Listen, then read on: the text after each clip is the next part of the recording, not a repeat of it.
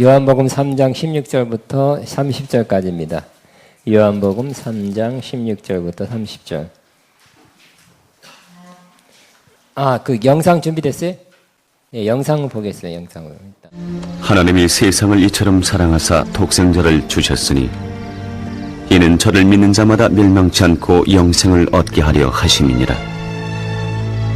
하나님이 그 아들을 세상에 보내신 것은 세상을 심판하려 하심이 아니요 저로 말미암아 세상이 구원을 받게 하려 하심이라. 저를 믿는 자는 심판을 받지 아니하는 것이요 믿지 아니하는 자는 하나님의 독생자 이름을 믿지 아니하므로 벌써 심판을 받은 것이니라. 그 정죄는 이것이니 곧 빛이 세상에 왔을 때 사람들이 자기 행위가 악함으로 빛보다 어두움을 더 사랑한 것이니라. 악을 행하는 자마다 빛을 미워하며 빛으로 오지 아니하나니 이는 그 행위가 드러날까 함이요 진리를 쫓는 자는 빛으로 오나니 이는 그 행위가 하나님 안에서 행한 것임을 나타내려 함이라 하시니라. 이후에 예수께서 제자들과 유대 땅으로 가서 거기 함께 유하시며 세례를 주시더라. 요한도 살렘 가까운 에논에서 세례를 주니 거기 물들이 많음이라. 사람들이 와서 세례를 받더라. 요한이 아직 옥에 갇히지 아니하였더라. 이에 요한의 제자 중에서 한 유대인으로 더불어 결례에 대하여 변론이 되었더니 저희가 요한에게 와서 가로되 라삐요, 선생님과 함께 요단강 저편에 있던 자, 곧 선생님이 증거하시던 자가 세례를 주매 사람이 다 그에게로 가더이다. 만일 하늘에서 주신 바 아니면 사람이 아무것도 받을 수 없느니라. 나의 말한 바 나는 그리스도가 아니요 그의 앞에 보내심을 받은 자라고 한 것을 증거할 자는 너희니라. 신부를 취하는 자는 신랑이나 서서 신랑의 음성을 듣는 친구가 크게 기뻐하나니 나는 이러한 기쁨이 충만하였노라. 그는 흥하여야 하겠고 나는 쇠하여야 하리라. 요한복음 강의 16번째 신랑의 친구, 따라하면 신랑의 친구 이란 제목으로 은혜를 나누겠습니다. 지난 주일에는 요한복음의 가장 중요한 구절, 또 성경 전체에서 가장 기본적이고 중요한 구절이라 할 수 있는 요한복음 3장 16절을 함께 나눴습니다. 하나님이 세상을 이처럼 사랑해서 독생자를 주셨는데 이는 저를 믿는 자마다, 예수를 믿는 자마다 멸망치 않고 영생을 얻게 하려 하심이라 그랬습니다. 하나님의 사랑은 크고 놀랍습니다. 하나님의 사랑은 실제적입니다. 그냥 말로만 사랑한다 혹은 하늘에다가 천사를 통해서 구름으로 내가 너희 모두를 사랑한다 하고 글로만 쓴 것이 아니라 또 어떤 뭐를 이렇게 좋은 거, 물질적인 거를 베풀어 줘서 내가 사랑하니까 이렇게 줬다. 이 정도가 아니라는 것입니다. 하나님의 사랑이 우리에게 나타나신 바 되었는데 그것은 바로 죄인인 우리들을 위해서 아들, 독생자 아들 예수 그리스도를 우리 가운데 보내주신 것입니다. 이 놀라운 하나님의 사랑으로 또 주님의 은혜를 저와 여러분이 주님을 믿는 자가 되었습니다. 그럼 믿는 자가 어떤 유익과 복이 있습니까? 오늘 이 본문의 3장 16절에는 저를 믿는 자마다 뭘 얻는다 그랬어요? 영생을 얻게 하려 하심이라 그랬어요. 영생은 길이 산다는 개념보다는 바로 하나님의 생명, 하나님의 생명을 얻는다는 것입니다. 우리 생명보다 귀한 건 없다 그랬잖아요. 생명보다 귀한 건 없습니다. 우리의 생명도, 인간의 생명도 얼마나 귀합니까? 그러나 그보다 훨씬 더 귀한 하나님의 생명을 예수 믿는 순간에 받게 되는 것입니다. 그러나 우리 인간의 생명도 있지만 우리 한 몇십 년 살다가 죽을 것입니다.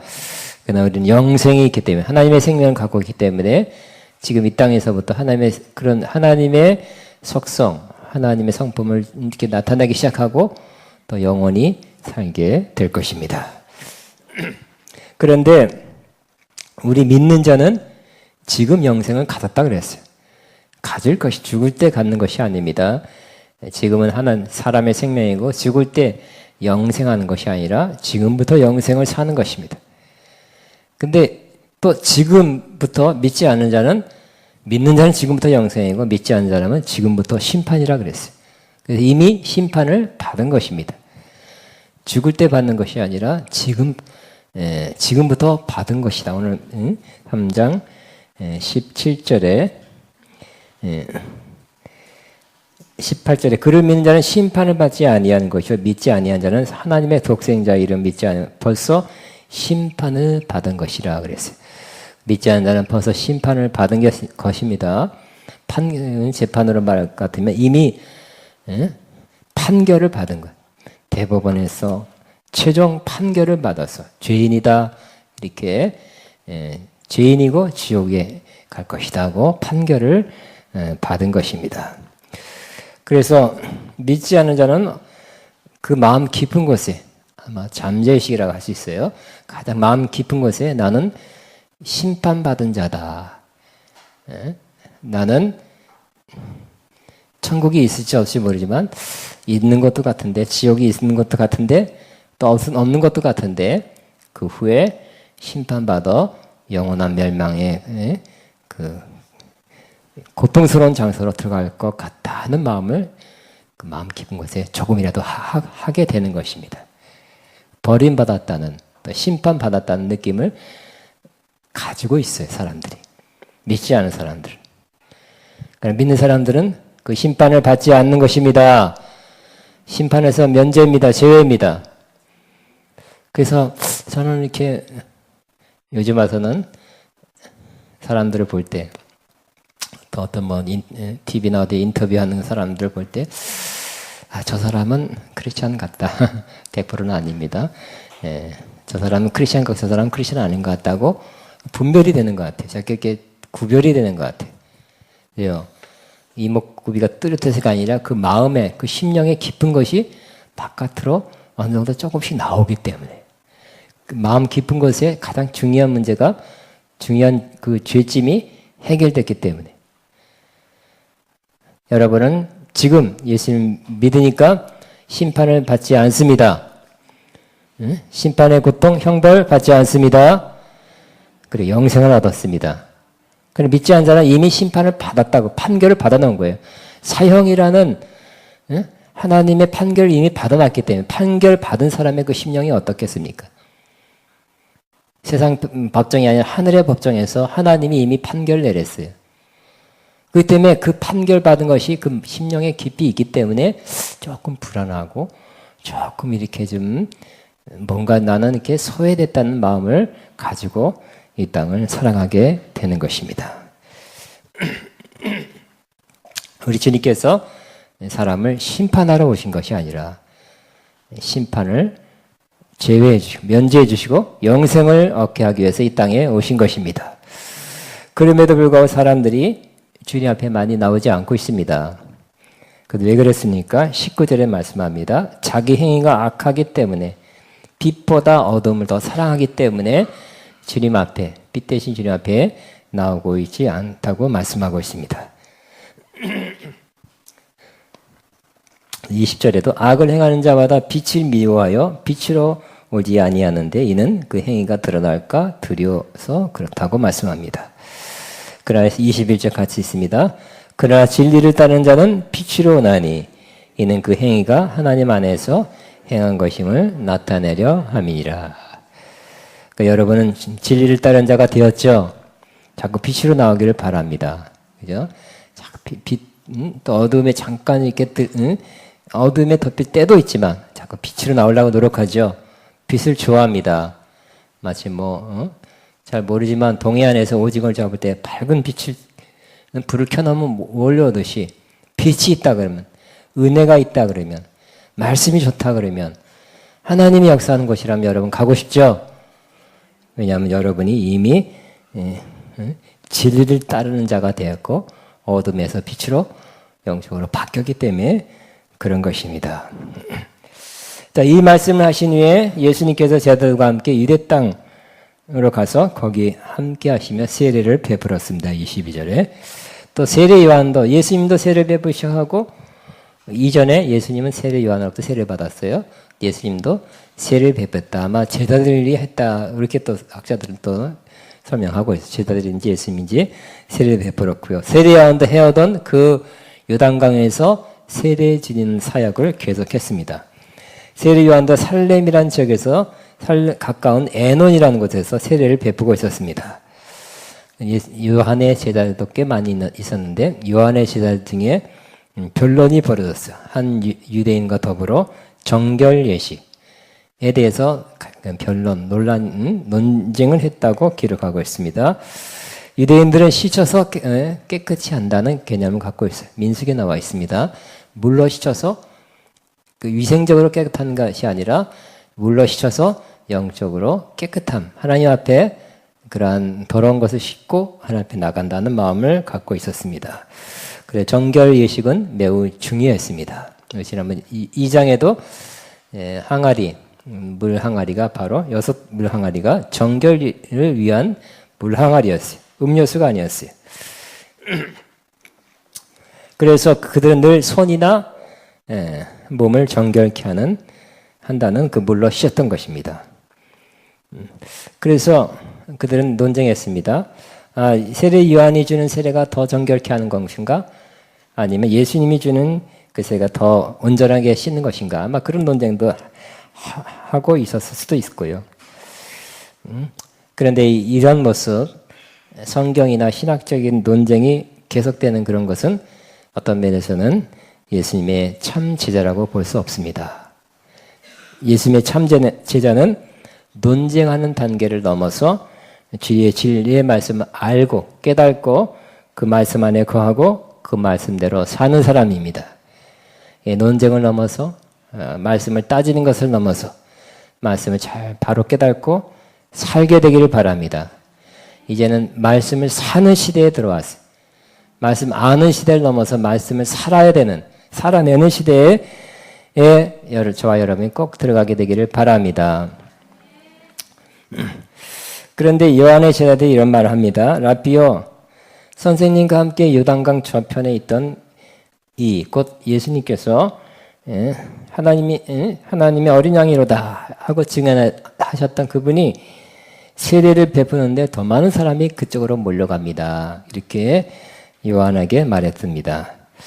이 요한의 제자들은 그들의 선생이신 세례 요한을 위로한다고는 하지만 깊이 살펴보면 질투하는 마음으로 그렇게 말한 것을 알 수 있습니다. 어떤 면에 이 요한의 사역도 기독교 사역이죠. 그러니까 이건 뭐 큰 질투는 아니지만 질투라는 것이 어느 곳에나 크리스천 가운데 많이 있는 것을 보게 됩니다. 그러나 세례 요한은 그들의 마음과 달랐습니다. 세례 요한의 마음은 그들의 제자들의 마음과 완전히 달랐던 것입니다. 세례 요한의 마음은 어떤 마음이었을까요? 바로 제가 오늘 한마디로 얘기해서 신랑의 친구의 마음이었던 것입니다. 오늘 설교의 제목이 신랑의 친구죠. 이 신랑의 친구라는 단어는 히브리어로 쇼세벤이라고 합니다. 이스라엘 문화에서 이 신랑의 친구라는 개념은 매우 중요합니다. 우리가 조금 다른 면이 있습니다. 이 신랑의 친구는 중요한 역할, 결혼식에 있어서 특히 친구를 결혼시키는 데 있어서 매우 중요한 역할을 했습니다. 신랑 신부를 중매하기도 하고 또 신부를 무사히 신랑 앞으로 데려오기도 하고 또 신랑과 신부 사이에 연락도 해줍니다. 또 결혼식 때까지 신부를 안전하게 지켜줍니다. 또 결혼식 초청장도 막 보내요. 결혼식 참여합시다. 또 결혼식을 주관하여, 그러니까 결혼식 파티, 결혼식 그 잔치도 주관하는 것입니다. 그러니까 친구들이 다 해주는 거예요. 결혼식 사회도 봅니다. 우리도 지금도 친구들이 사회 많이 보잖아요. 세례 요한은 바로 그 당시에 이스라엘 사람들이 행했던 신랑의 친구와 같은 마음을 가지고 있다고 말한 것입니다. 신랑은 예수 그리스도입니다. 신부는 그를 믿고 따르는 사람입니다.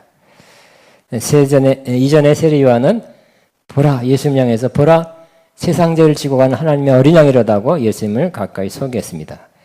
그러나 오늘은 예수님 뭐라고 소개하고 있습니까? 뭐라고 말하고 있는 것입니까? 바로 예수님을 너희의 신랑이다 이렇게 말씀하고 있는 것입니다. 세례요한이 마침내 예수님을 배웠기 때문에 신랑의 친구로서 신랑 이제 신부들을 만나서 신부들을 이렇게 신랑에게로 이끄는 그 기쁨이 충만하다고 그렇게 말하고 있는 것입니다. 29절입니다. 표준 세번역을 읽으면 신부를 차지하는 사람은 신랑이다. 신랑의 친구는 신랑이 오는 소리를 들으려고 서 있다가 신랑의 음성을 들으면 크게 기뻐한다. 나는 이러한 기쁨으로 가득 차 있다.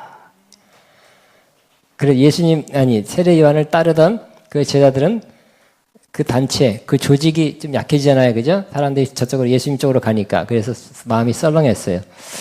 아, 저쪽으로 가면 좀, 우리가 이렇게 사람들이 자꾸 떠나네. 근데 그 제자들은 썰렁한 마음을 가졌지만, 이 세례 요한은 마음이 완전히 틀렸어요. 신랑의 친구니까 사람들이 누구한테 가야 돼요? 아마 약혼식을 하고, 일단 약혼식을 이루어지게 하고, 신랑이 그 처소를 살 집을 만들 동안, 그리고 다 만들어서 올 동안, 그 기간 동안에 큰 역할을 하는 사람은 신랑의 친구인 건 맞지만, 이제 신랑이 나타났기 때문에, 이제는 내 역할도 끝나가는 것이고, 이제 신랑을 받고, 신부들이 그쪽으로 간다면, 제대로 된 것이죠. 잘 된 것이죠. 그렇기 때문에 세례 요한의 마음은 기쁘다고 말한 것입니다. 차원이 틀리죠.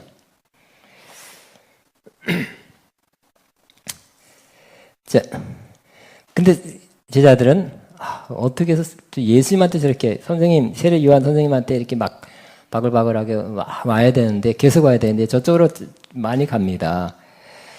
또 이런 말 하는데 27절에 만일 하늘에서 주신 바 아니면 사람이 아무것도 받을 수 없느니라. 하나님께서 하늘에서 그 권세를 주셔서 그렇게 사람을 보내는 것이다. 응? 바로 예수님은 하나님께서 보낸 사람이기 때문에 보낸 하나님의 아들이기 때문에 하나님이 주신 권세가 있기 때문에 그리로 가는 것이다 하고 인정한 것입니다. 예수님을 알아보고 또 예수님을 인정하고 또 예수님에게 가는 것을 기뻐하고 예수님께 가도록 사람들을 미리 세례줘서 요단강에서 씻어서 잘 갈 수 있도록 한 그 사람이 바로 예수님에게 신랑의 친구가 된 것입니다. 그리고 또 한 걸음 더 나갑니다. 28절에는 나 세례 요한은 그리스도가 아니다. 많은 사람이 아마 전국적으로 다 찾아와서 많이 유명하게 됐지만 나는 그리스도가 아니고 그의 앞에 보내심을 받은 자라고 한 것을 증언할 자는 너희니라. 이제는 내가 이렇게 경건하게 살고 금욕적으로 살고 유명하게 됐어도 나는 그리스도가 아니라는 걸 너희들은 분명히 알고 분명하게 나는 그리스도가 아니라고 너희들이 이제 말해라. 이렇게 시킨 것입니다. 이제까지는 사람들이 많이 나를 찾아와서 세례 요한을 찾아와서 내가 주인공 같았지만 이제 나는 주인공이 아니다. 나는 이제 조연으로 왔다가 주인공이 나타났기 때문에 이제 사라져 가야 되는 사람과 같다고 말한 것입니다. 그래서 제자들에게 그분이 와서 준비시키는 사람이다. 너희가 증언하라고 말한 것입니다. 이렇게 말하는 건 쉽지 않죠. 그렇게 했습니다. 또 하나 더 나가서 30절에 뭐라고 말했습니까? 주님은 승하여야 되고 나는 쇠하여야 된다. 훌륭한 분입니다. 그죠? 참 바른 신랑의 친구의 모습입니다. 자, 이 모습을 보면서 우리는 신랑의 친구의 아름다운 모습, 바람직한 모습을 보게 됩니다. 우리도 마찬가지입니다. 한편으로는 우리가 누굽니까? 주님 앞에서 그리스도의 신부입니다. 그러나 또 한편으로는 우리는 다른 신부들을 주님께로 이끄는 신랑의 친구입니다. 이 믿는 자가 신부라는 것은 구약 때부터 나옵니다.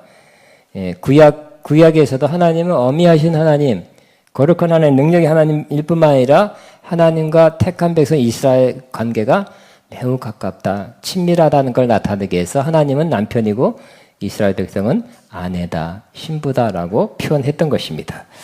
이사야 54장 5절에 너를 지으신 이가 내 남편이시라 그랬어요. 남편이라 그랬어요. 하나님 남편이 그러면 이스라엘은 뭐예요? 아내라는 거잖아요. 세상에서 그래도 제일 가까운 사이가 남편과 아내 사이입니다. 이스라엘과 하나님과의 사이를 그렇게 표현하고 있습니다. 예레미야 30장 20절에 이스라엘 족속아 마치 아내가 그의 남편을 속이고 떠난 감 같이 너희가 나를 확실히 속였느니라. 그래서 속이고 떠난 아내를 향해서 부글부글하는 그 마음이 내 마음이다, 이렇게 표현하고 있어요. 호세아 2장 7절에는 그제야 그가 이르기를 내가 본 남편에게로 돌아가리니. 본 남편, 이스라엘이 본 남편에게로 돌아간다는 거예요. 이 본 남편이 누구예요? 본 남편은 하나님입니다. 우상이 다른 남자예요. 응? 하나님이 꾹 참고 있다가 기다렸다가 본 남편 된 하나님께로 돌아오는 것을 바라고 그렇게 될 것이라고 선포하는 것입니다. 신약에서도 그리스도의 몸된 교회, 즉 믿는 자의 공동체가 그리스도의 신부라고 말씀하고 있습니다. 그렇게 상징되어 있습니다. 에베소 5장 22절부터 보면 아내들이여 자기 남편에게 복종하기를 주께 하듯하라 그랬죠. 남편들이여 아내 사랑하기를 그리스도께서 교회를 사랑하시고 자신을 주신같이 하라 그랬어요. 우리는 아내와 남편에 대한 교훈으로 받아들였습니다. 맞습니다. 그러나 그 뒤에는 이 32절에는 그 말씀 딱 마치자마자 이 비밀이 그도다. 근데 요 남편과 아내 사이에는 비밀이 있다는 것이 숨겨져 있는 의미가 있는데 그것은 바로 이 비밀이 그도다. 나는 그리스도와 교회에 대해서 말하노라 그렇게 말했어요. 지금까지 남편에 대해서 아내에 대해서 말한 것이 아니라 나는 그리스도와 교회에 대해서 말하노라 이렇게 말한 것이 그거를 말씀하셨던 거예요. 그럼 결국 우리는 신랑 대신 남편 대신 주님께 순종해야 된다. 왜냐하면 신랑 대신 주님께서 우리를 자신이 주신과 같이 사랑하기 때문에 사랑하셨기 때문에 그 말을 하려고 한 것이라고 말씀합니다. 우리는 요에는 32절의 내용은 잘 보지 않고 아내를 위한 교훈, 남편을 위한 교훈으로만 주로 받았어요. 그것도 맞지만 더 깊은 차원, 진짜 말하는 것은 내가 그리스도와 교회에 대해서 말한 것처럼 주님과 우리의 관계가 신랑과 신부라는 관계로 잘 받아들이시기 바랍니다. 또 역사의 마지막, 우리 역사의 마지막은 그 마지막의 하이라이트는 뭡니까? 바로 우리가 신부로서 혼인복을 입고 어린 양 그리스도의 혼인잔치에 참여하는 것입니다. 그때 하늘에서 큰 우렁찬 음성이 울려 퍼질 것입니다. 계시록 19장 7절 8절입니다. 우리가 즐거워하고 크게 기뻐하며 그에게 영광을 돌리세 어린 양의 혼인 기약이 이르렀고 그의 아내가 자신을 준비하였으므로 그에게 빛나고 깨끗한 세마포 옷을 입도록 허락하였으니 이 세마포 옷은 성도들의 옳은 행실이로다 그랬어요. 그러므로 여러분 지금 제가 여러분 말씀드렸지만 여러분도 하늘에서 그 혼인잔치에 이 소리를 꼭 듣게 되시기 바랍니다. 그래서 이 소리를 듣고 신부 입장해야 오는 거죠. 안만 오면 그냥 신부가 나갈 수 없죠. 여러분도 그 혼인 예식에서 신부 입장하시오 할 때 여러분이 이미 다 갖추진 다 세마포 같은 영적인 옷을 잘 준비되어 입은 사람으로서 신부 입장할 때 신부로 입장하게 되기를 바랍니다. 빛나고 깨끗한 세마포 옷을 입고 준비해서 신부로 참여하는 사람은 복되도다 그랬어요. 여러분 이러한 복된 자 되기를 바랍니다. 어린 양의 혼인 기약이 이르렀고 그의 아내가 자신을 준비하였으므로 그랬어요. 그래서 어떻게 하라고? 크게 즐거워하고 기뻐하자 그랬어요. 하늘의 가장 큰 기쁨, 이 일을 위해서, 이 날을 위해서 이 역사에 모든 어려움도 있었고 우리 그걸 위해서 우리 이 땅에서 우리 고난 연단 훈련도 받았고, 이 세상의 어려움 또 사탄 악한 자도 어떤 면에서 이걸 위해서 좀 사용하셨고, 그러나 이 모든 것을 다 심판해버리고 다 끝내고 다 그것들을 지옥에다 다 집어넣고 이제 새하늘 새 땅 만들고 예루살렘 성 하늘에서 신방입니다. 신방 내려오게 한 다음에 혼인잔치하고 거기서 살게 하시는 것입니다. 저는 몇 번 말씀드렸습니다. 아가페 영광교회는 신부를 만드는 교회다. 신부로 단장시키는 교회다. 신부가 되게 하는 교회다고 믿습니다. 다른 다 놓고 갈 거예요. 결국 이 땅에 있는 건 다 지나갈 거예요. 다 놓고 갈 것이고 우리가 신부 되는 거. 이 땅의 영적 옷, 빛나고 깨끗한 신부의 옷을 준비하는 것이야말로 가장 중요한 일이 될 것입니다. 그 신부로서 그날 참여하게 되기를 바랍니다. 또 우리는 신랑의 친구라 그랬죠. 신부이면서 신랑의 친구입니다.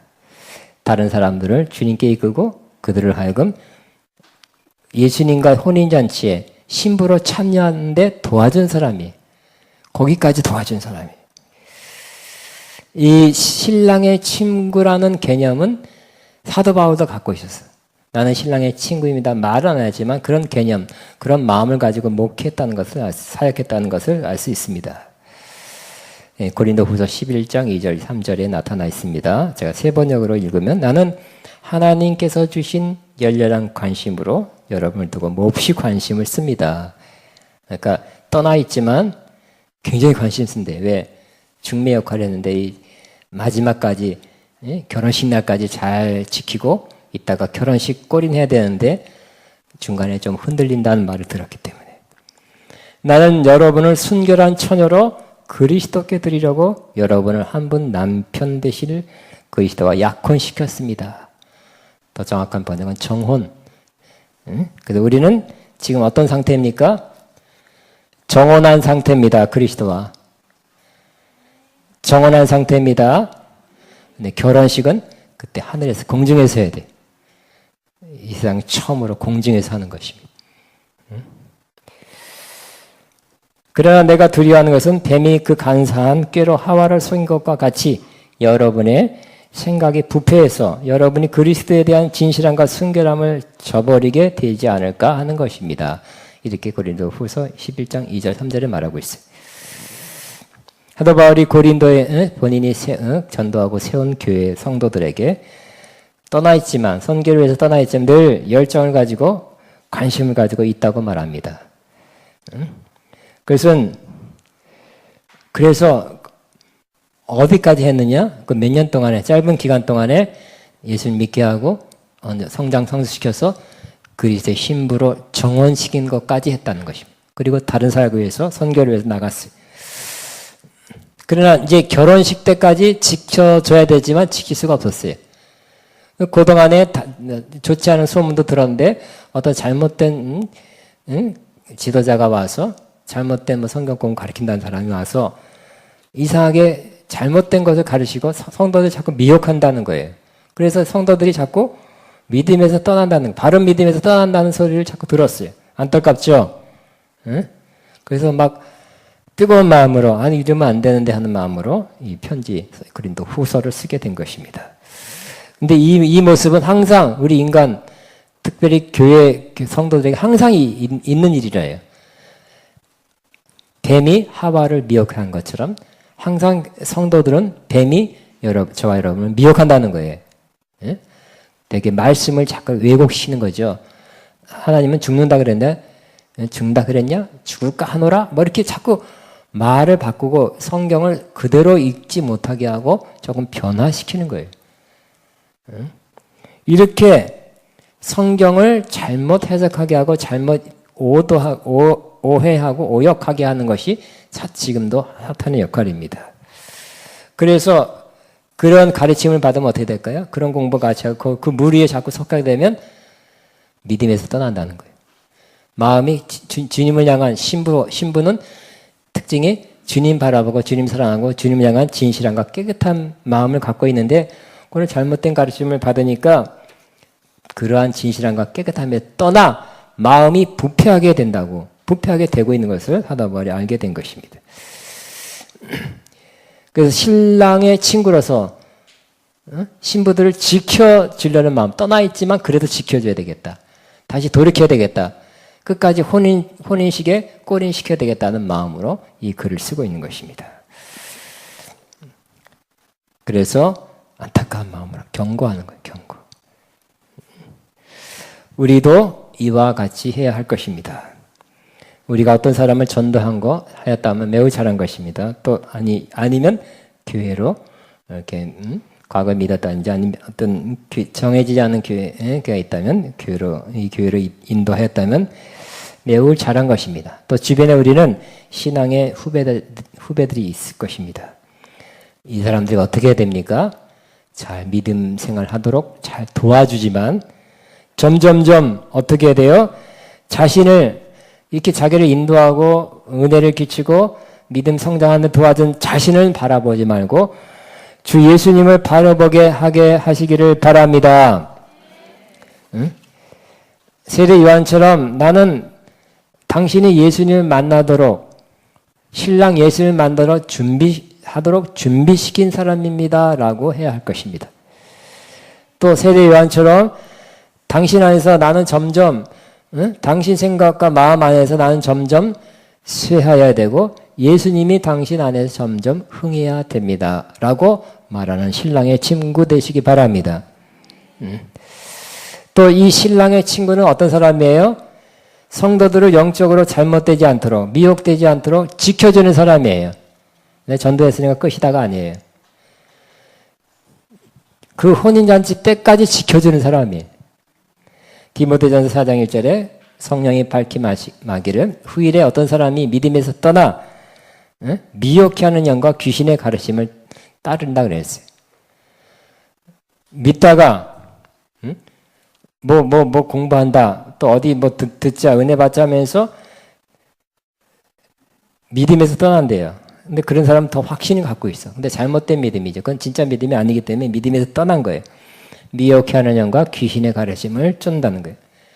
귀신이 직접 나타나서 미혹해 하는 영이 직접 나타난 거 아닌데요. 어떤 사람 속에 들어가서 그 사람의 가르침이 그 사람의 하는 모든 말씀이 그 영에 의해서 가르침 받은 것을 전하기 때문에 거기 따라가면 믿음도 떠나고 미혹된다는 거예요. 그 잘못된 가르침은 영적으로 분별해보면 미혹하는 영과 귀신의 가르침이란 것입니다. 가르치는 사람이 멀쩡하게 생겼어요. 학력도 있어요. 안수도 받았어요. 그러나 그것은 어떤 사람은 그 중에 일부 어떤 사람은 영적으로 분별해보면 성도들을 잘못된 길로 지금 성도들 어느 길 가고 있어요? 구원받고 천국 가는 게 아니죠. 구원받고 성장 성숙해서 신부의 길로 가고 있어요. 빛나고 깨끗한 세마법을 온전히 입고 신부가 되어야 돼요. 그러나 그 잘 가던 길을 곁길로 끌어내는 거예요. 잘못된 길로 이끌어내는 믿음에서 떠나게 한 사람이 있다는 거예요. 그런 사람 생기지 않도록 여러분이 도와주시기 바랍니다. 지켜주시기 바랍니다. 바로잡아 주시기 바랍니다. 저의 역할도 신랑의 친구죠. 사도 바울도 신랑의 친구, 세례요한도 신랑의 친구, 저도 여러분과 제 주변 사람을 위해서 신랑의 친구 역할을 해야 하는 것입니다. 마태복음 5장 25절에 10 처녀들이 신랑을 맞으러 나갔습니다. 모두 등을 준비했습니다. 5 처녀들은 슬기로운 처녀라 등에다가 필요한 기름을 준비했어요. 그러나 5 처녀는 미련한 처녀라 등만 준비하고 또 기름은 뭐 그때 가서 사자 그랬던 것 같아요. 그러나 신랑은 둘 다 신랑이 온다는 건 알았어요.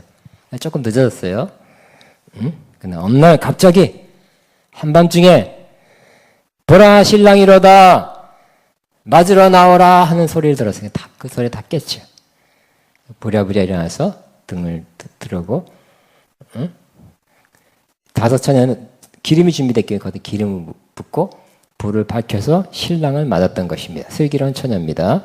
그러나 미련한 처녀는 등은 준비했기 때문에 준비했지만 기름은 이렇게 갑자기 올지 몰랐어요. 뭐 그때 가면 되겠지 했는데 마지막 때 가서 준비하면 되겠지. 마지막 때, 내 인생의 마지막 때, 지금은 열심히 돈 벌고 나중에 뭐 아니면 지금은 딴 거 하고 싶은 거 하다가 나중에 준비하면 되겠지. 이렇게 생각했던 사람은 바로 이 어리석은 다섯 처녀와 같을 것입니다.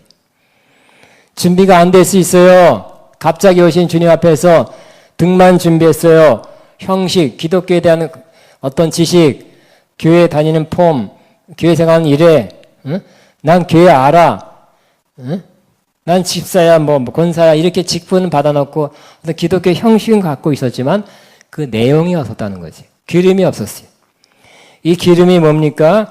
성령 혹은 성령의 기름 부음이라고 할 수 있고요. 꼭 주님 맞이하기 위해서 우리 안에 있어야 될 것, 그것이 바로 이 성령의 기름이라고 할 수 있어요. 우리 안에 또 성령 말고 뭐가 있어야 돼요? 마지막 때 믿음이 있어야 됩니다. 예수님께서 내가 다시 올 때 세상에서 믿음을 보겠느냐 그랬죠. 사랑도 있어야 됩니다. 또 열매도 있어야 돼. 열매를 갖고 은사를 갖고 만나는 것이 아니라 열매를 갖고 만나는 거예요. 그러니까 생활의 열매입니다. 소망도 필요해요. 응? 변화된 우리 신앙도 신앙 인격도 준비해 있어야 됩니다. 우리가 꼭 이걸 준비하고 주님 맞게 되시기를 바랍니다.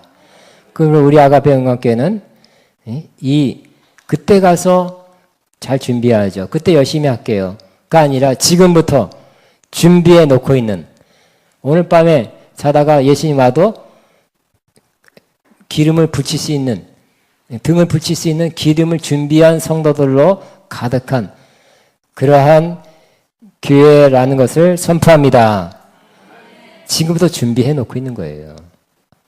몇 년 후에는 내가 뭐 좀 자유로워지면, 예를 들어서 애로부터 자유해지고, 요즘은 애가 아니죠. 손녀로부터, 손자로부터 자유해지고, 뭐 바쁜 일 끝나면 준비 열심히 해야지. 신앙생활 잘하지가 아니라 지금부터 잘해서 지금 오셔도 주님 앞에 기름 붓고 불 밝힐 수 있는 준비 잘 해놓고 있는 아가페 영광교회 성도 되시기를 바랍니다. 저희 우리 아가페 영광교회 다시 한번 저는 신랑의 친구입니다. 여러분을 또 제 주변의 사람들을 잘 준비시키고 잘 보호하였다가, 요즘 보호한 일이 필요한 것 더 필요해요.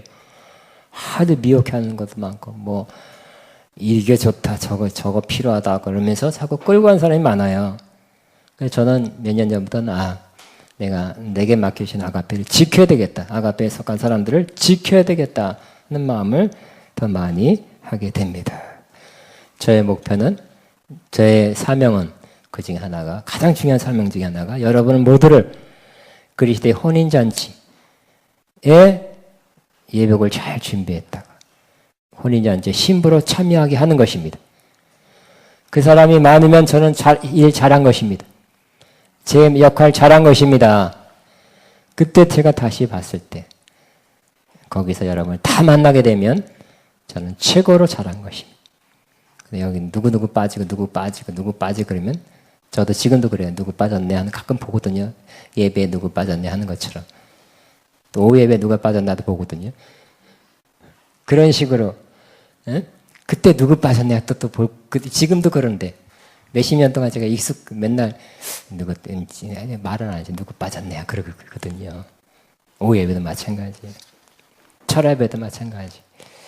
근데 여러분 그때는 안 하겠습니까? 수십 년 동안 버릇 들었는데 그때는 누구 빠졌냐 하는 그런 마음, 제 마음에 이렇게 셈하는 것이, 세 봤더니 다 참여했다, 다 들어왔다, 다 신부 되었다. 아주 전원 합격이 중요하죠. 10만 명 중에 10,000명이 중요한 게 아니라 100명 중에 100명이 더 좋은 것입니다. 전원 합격, 그다음에 전원 합격, 아까 먹게는 그러한 신부로서 전원합격되는 그런 교회가 되기를 축복합니다. 기도하겠습니다. 주여 한번 하고 우리는 신부로서 잘 준비되고 또 여러분도 여러분 주변 사람을 향해서는 신랑의 친구예요. 잘 준비되게 잘 도와주는 역할 잘 감당케 하옵소서. 주여 기도합니다. 주여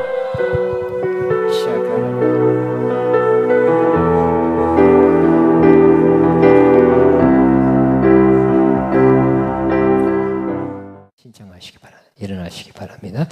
일어나셔서 마라나타 이 찬양하고 축도를 마칩니다.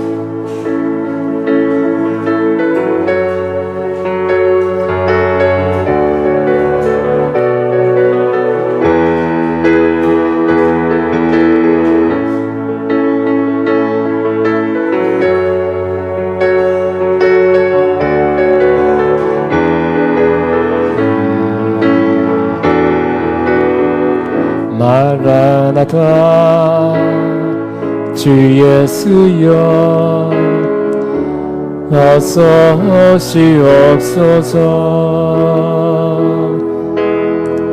땅의 모든 끝 모든 족속 주를 찬송하게 하소서. 마라나타 주 예수여 어서 오시옵소서. 모든 열방이 주께 돌아와 춤추며 경배하게 하소서. 우리 주님 다시 오실 길을 만들자. 십자가를 들고 땅끝까지 우린 가리라. 우리 주님 하늘 영광 온 땅 높을 때 우린 땅끝에서 주를 맞으리. 마라나다 마라나다 아멘. 주 예수여 오시옵소서. 마라나다 마라나다 아멘. 주 예수여 오시옵소서. 기도합니다. 이제는 우리의 신랑 대신 또 신부 될 사람 위해서 죽으시고 부활하셔서 생명 주신 우리 주 예수 그리스도의 무한하신 은혜와 아버지 하나님의 극진한 사랑하심과 성령의 교통인도 충만 새 기름 부으신 역사가 너 신부로서 그 길 끝까지 잘 가기를 원하는 그날 영광스러운 날에 참여하기를 소원하고 또 신랑의 친구로서 주변 사람들을 잘 인도하기를 신부를 잘 예비하게 하는데 돕기를 돕는 자의 역할을 잘하는 신랑의 친구 되길 소원하는 하나님 모든 자들 위해 또 이들의 앞날과 사업과 살기의 가정 위에 이제부터 영원토록 함께 하시옵기를 축원하옵나이다. 아멘.